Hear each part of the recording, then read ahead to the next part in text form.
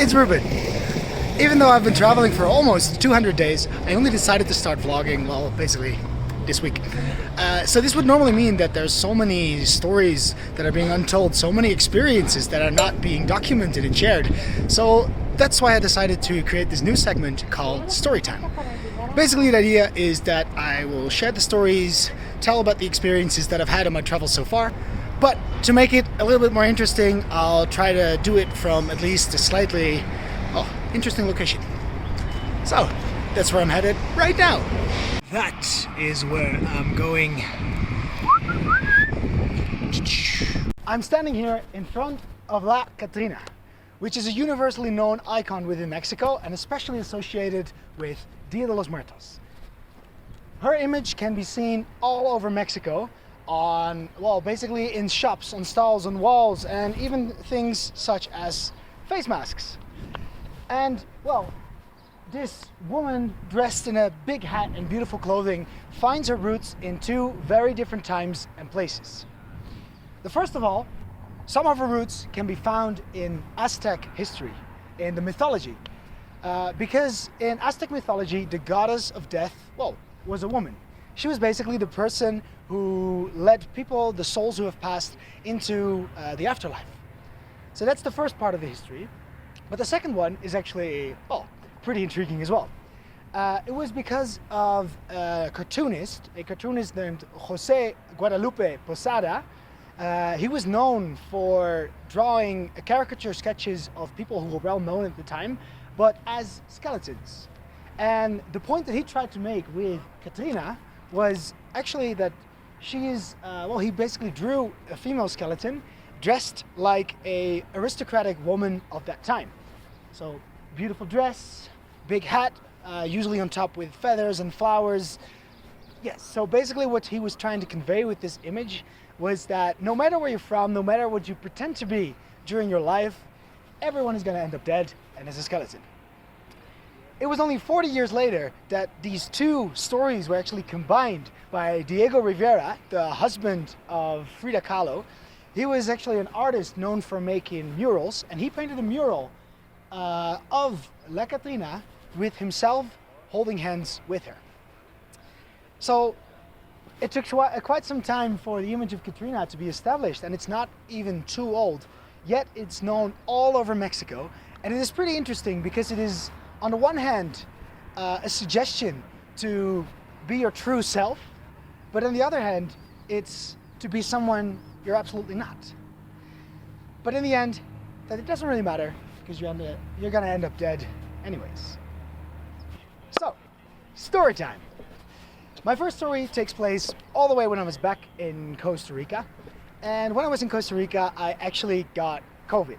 It's a hazard of traveling in these days, and well, you know, at least I got it over with in a country where they have proper facilities.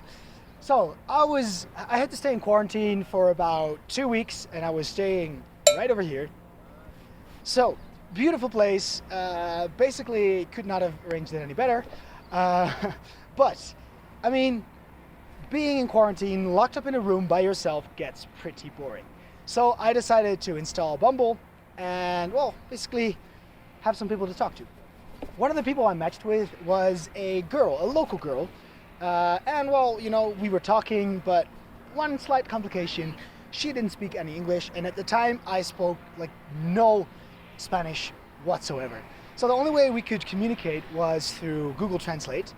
But, you know, it was all fun and good, and, you know, we had some very basic conversations.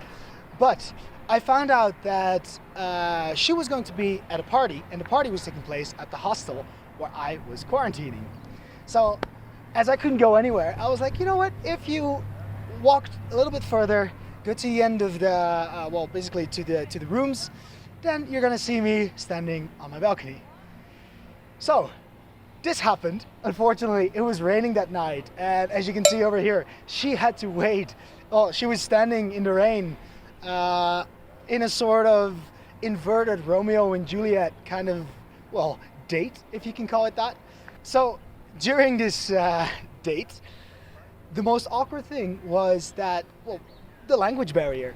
Because We didn't have any languages in common, so the only way we could communicate was through our phones. So I was standing on top of my balcony, she was standing downstairs in the rain, and we were just looking at our phones, trying to communicate.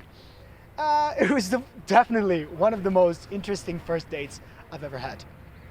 But then, the next day, her phone started acting weird. Like whenever she sent a message, like the last letter would lag and just she would send how are you doing? It's weird. Maybe it was because she was standing out in the rain the night before, but I don't know.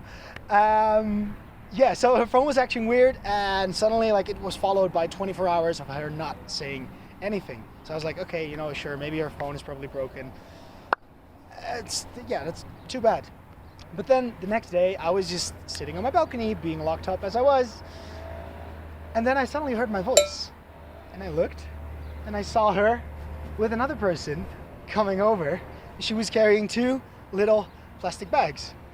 So, we basically tried to communicate, and her friend spoke a little bit of English, which was limited to her phone, no work. So that was, all I needed basically. But what she did is she brought me 2 bags, one of them containing a local lunch, because we had a conversation before about how I haven't really tried the local Costa Rican food yet, which actually isn't too great, or I think it's pretty boring. But, we talked about it, and she brought me lunch, and also she brought me nuts and fruits and juice, and it was just the sweetest thing. And yeah, no, she truly made my week, my quarantine, a little more bearable. I actually did not end up seeing her when I got out of quarantine, because after our second face-to-face in real life, she started saying some things which were unwarranted, in the sense that we've only had very, very basic conversations, but she was saying things like, I miss you so much, and I want to be with you and see you, and then I got kind of the impression maybe she was thinking that because she took care of me, I am now going to take care of her, which was not really what I was looking for on this trip. So yeah, no happy ending in this fairy tale. This was my very first story time. Did you like it? Please let me know, subscribe, hit the bell for notifications. That's what all the YouTubers say, so I'm gonna say it as well. Yeah, and let me know what you think. Are there any themes and stories that you would particularly like me to cover? Or basically, if you have any suggestions, just let me know. Let me know what you think. I have no idea what I'm doing, so I'm just winging it. It's just nice, but suggestions are always welcome. Okay, bye-bye.